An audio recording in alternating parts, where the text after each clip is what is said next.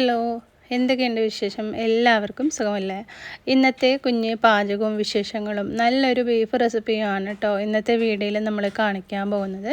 അപ്പോൾ ആദ്യം തന്നെ ഞാൻ തീയൊക്കെ കത്തിച്ചിട്ട് അടുപ്പിലേക്ക് ചോറിന് വെള്ളം വെച്ച് കൊടുക്കുന്നുണ്ട്. ചോറിൻ്റെ വെള്ളം തിളച്ച് വരുമ്പോഴേക്കും നമുക്ക് ബീഫൊക്കെ കഴുകിയിട്ട് മസാല റെഡിയാക്കി എടുക്കാം കേട്ടോ.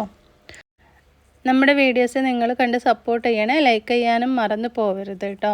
ബീഫ് കഴുകി എടുത്തിട്ടുണ്ട്. 1 കിലോ ബീഫുണ്ട്. 1/4 ടീസ്പൂൺ മഞ്ഞൾപ്പൊടി, 1/4 ടേബിൾ സ്പൂൺ മുളക് പൊടി, ആവശ്യത്തിന് ഉപ്പ്, 1/4 ടീസ്പൂൺ ഉലുവ, 1/4 ടീസ്പൂൺ വലിയ ജീരകം, പിന്നെ ഒരു 1/2 ടീസ്പൂൺ വിനാഗിരിയും 1 ടേബിൾ സ്പൂൺ വെളിച്ചെണ്ണയും 2 ടേബിൾ സ്പൂൺ മല്ലിപ്പൊടിയും കൂടി ചേർത്തിട്ട് നന്നായിട്ട് കൈകൊണ്ട് കുഴച്ചെടുക്കുന്നുണ്ട്. കുഴച്ചെടുത്തിട്ടുള്ള ഈ ഒരു ബീഫിലേക്ക് നമ്മൾ ഒട്ടും വെള്ളം ചേർക്കാതെയാണ് കുക്കറിലേക്ക് ഇട്ട് കൊടുത്തിട്ട് ഇത് വേവിക്കാനായിട്ട് വെക്കുന്നത്. ഒരു 5-6 വിസിൽ വന്നോട്ടെ, അപ്പോഴേക്കും നമ്മുടെ ബീഫ് നല്ല സോഫ്റ്റായിട്ട് വെന്ത് കിട്ടുന്നതാണ്. ഈ ഒരു സമയം വെള്ളമൊക്കെ തിളച്ച് വന്നപ്പോൾ ഞാനിതാ അരി കഴുകിയിട്ട് ഇട്ട് കൊടുക്കുന്നുണ്ട്.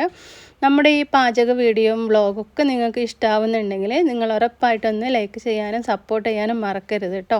നിങ്ങളുടെ സപ്പോർട്ടൊക്കെ ഉണ്ടെങ്കിൽ മാത്രമാണ് നമുക്ക് ഓരോ ദിവസവും വീഡിയോസ് വീണ്ടും വീണ്ടും ഇടാനായിട്ടുള്ള ഒരു മോട്ടിവേഷൻ തരുന്നത്.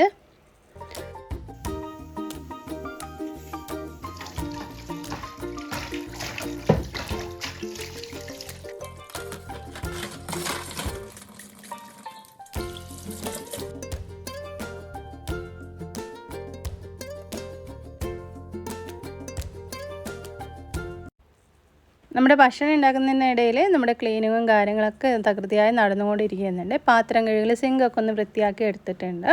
ഇനി ഇതാ ബീഫിലേക്ക് ഒരു സവാളയാണ് എടുത്തിട്ടുള്ളത്, ഒരു കഷ്ണം ഇഞ്ചി, അതുപോലെ തന്നെ ഒരു കുടം വെളുത്തുള്ളി. ഇതിൻ്റെ കുറച്ച് ഭാഗം നമ്മൾ എടുക്കുന്നുള്ളൂ കേട്ടോ. അപ്പോൾ ഇതിലേക്ക് നമ്മൾ ഒരുപാട് ഉള്ളിയോ തക്കാളിയോ ഒന്നും തന്നെ ചേർക്കുന്നില്ല. തക്കാളി ഒട്ടും ചേർക്കുന്നില്ല, ഒരു സവാള മാത്രമേ നമ്മൾ ചേർക്കുന്നുള്ളൂ കേട്ടോ.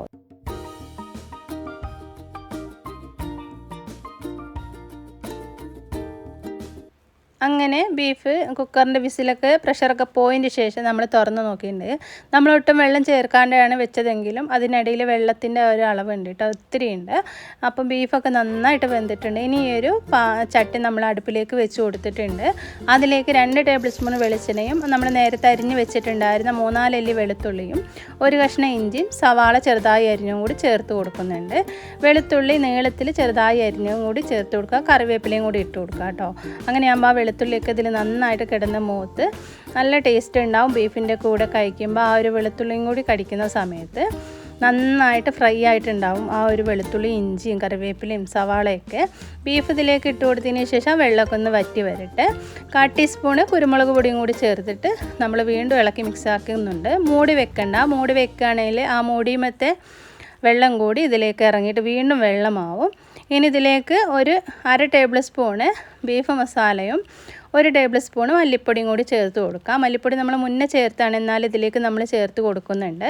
മല്ലിപ്പൊടിയുടെ ആ ഒരു കുത്തലോ ഒന്നും തന്നെ ഉണ്ടാവില്ല. ഈ എണ്ണയിൽ കിടന്ന് നന്നായിട്ട് മൊരിഞ്ഞ് മല്ലിപ്പൊടിയൊക്കെ നന്നായിട്ട് റോസ്റ്റ് ആയിട്ടുണ്ടാവും. ബീഫിനോട് ചേർന്നിട്ട് എല്ലാം കൂടി മസാലയൊക്കെ ബീഫും ഒക്കെ കൂടെ ഒന്നായിട്ട് നല്ല ടേസ്റ്റ് ഉണ്ടാവും കേട്ടോ.